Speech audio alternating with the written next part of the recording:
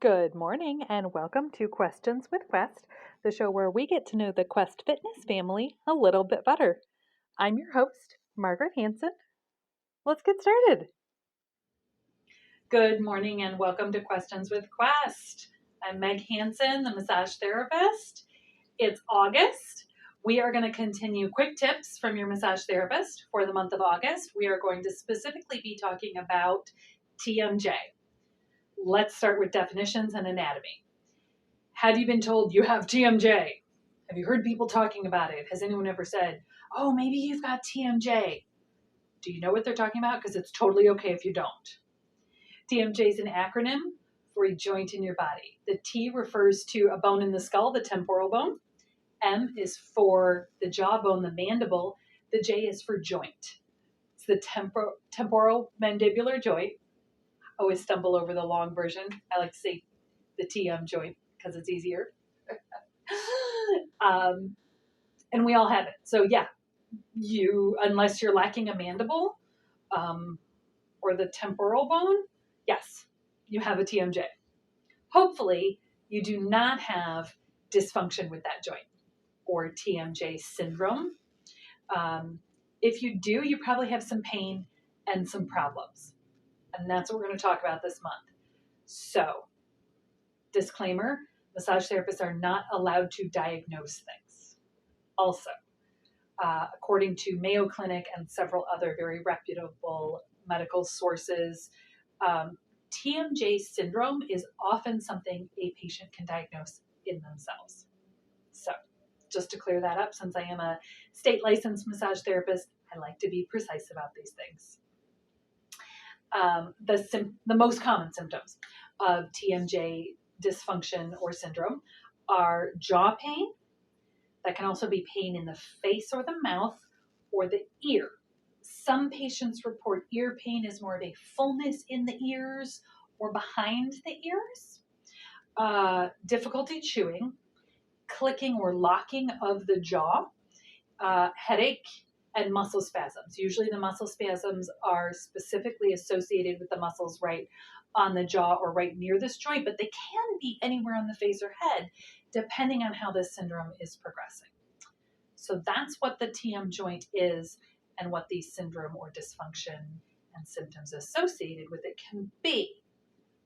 Tip number 1 for this week for dealing with TMJ dysfunction, pain, TMJ syndrome, all of that drama is please, less of a tip, more of a request, please talk to your dentist.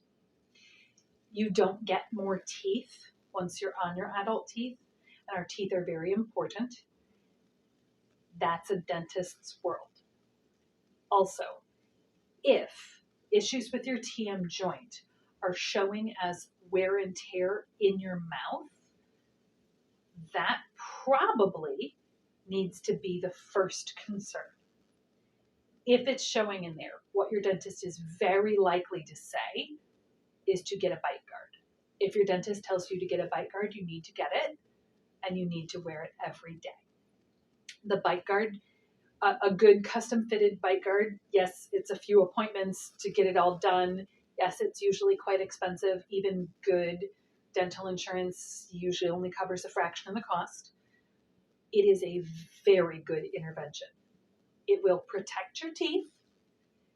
It will usually, for most patients, mitigate some grinding of the teeth or all, as well as mitigate some of the clenching.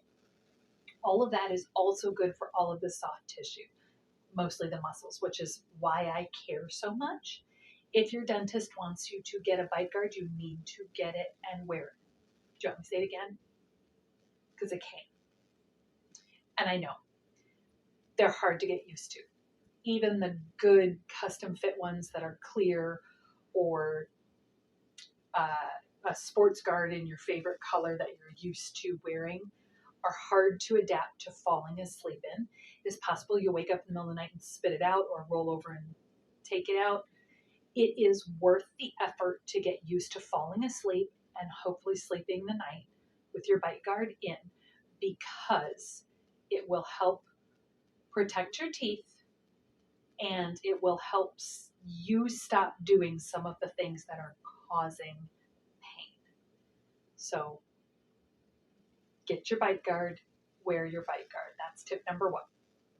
Thanks for tuning in. Have a great week. I'll see you soon. Thanks for watching this episode of Questions with Quest. We hope you enjoyed our conversation today.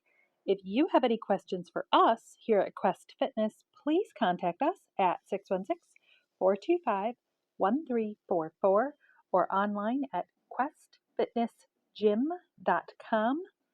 Take good care of yourselves out there, and I'll see you soon.